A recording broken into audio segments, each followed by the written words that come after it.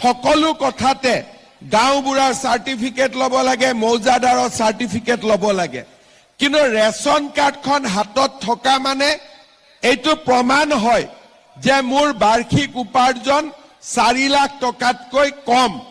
এতিয়া বহুত মানুহে অৰুণোদয়ৰ বাবেও গাঁওবুঢ়াৰ চাৰ্টিফিকেট বিচাৰি আছে।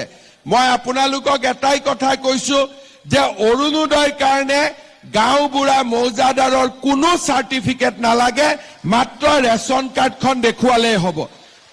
কোনোবা জাগাত চাৰ্টিফিকেটৰ নামত 30 টকা লয়, 50 টকা লয়, 100 টকা লয়। এইবিলাক মই ভাল নাপাওঁ আৰু সেইকাৰণে আজিৰ সভাতে মই কৈ দিছো যে ৰেচন কাৰ্ড থাকিলে কোনো গাঁওবুঢ়াৰ আমাক চাৰ্টিফিকেট নালাগে, কোনো মৌজাদাৰৰ আমাক ইনকাম চাৰ্টিফিকেট নালাগে। এতিয়া খুজি আছিল নেকি ইয়াতে?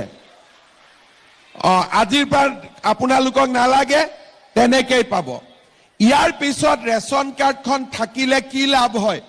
আপোনালোকে জানে যে প্ৰত্যেক বছৰ আমি ল'ৰা ছোৱালীক কলেজত বিনামূলীয়া এডমিশ্যন দিওঁ।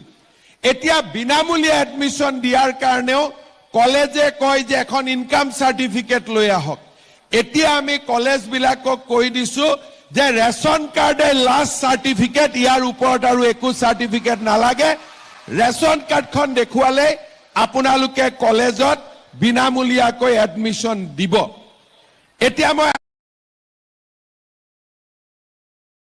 ৰেচন কাৰ্ডত প্ৰধানমন্ত্ৰী মোদী ডাঙৰীয়াই আমাক 5 কেজিকৈ বিনামূলীয়া চাউল দিয়ে। আমি প্ৰত্যেক মাহত আমি 5 কেজি চাউল বিনামূলীয়াকৈ পাম। এইবাৰ আমি যদি সকলো ঠিকে থাকে মই চেষ্টা কৰিছো যে বিনামূলীয়াকৈ নহলেও, বিনামূলীয়া দিবৰ কাৰণে ইমান টকা মোৰ লগত নাই, কিন্তু বিনামূলীয়াকৈ নহলেও ৰেচন কাৰ্ডত দালি আৰু চেনি আমি সুলভ মূল্য দিয়াৰ বাবে ব্যৱস্থা ল'ম। অৰুণোদয় আঁচনি পাবৰ কাৰণে আমাৰ ঘৰত এখন ৰেচন কাৰ্ড থাকিব লাগিব। এতিয়া আজি যিসকলে ৰেচন কাৰ্ড পালে তেওঁলোকে এতিয়া নিজৰ নাম অৰুণোদয় আঁচনিৰ বাবে গাঁও সভাত তেওঁলোকে দিব পাৰিব। যদি ৰেচন কাৰ্ড নাথাকিলেহেঁতেন তেওঁলোকে অৰুণোদয় আঁচনি নাপালেহেঁতেন। সেইকাৰণে আমি ততাতৈয়াকৈ যিসকলৰ ৰেচন কাৰ্ড নাই তেওঁলোকক আমি ৰেচন কাৰ্ড দিয়াৰ ব্যৱস্থা কৰিলো। এতিয়া ৰেচন কাৰ্ডখন পালে অৰুণোদয় পোৱাৰ ৰাস্তা মুকলি হয়।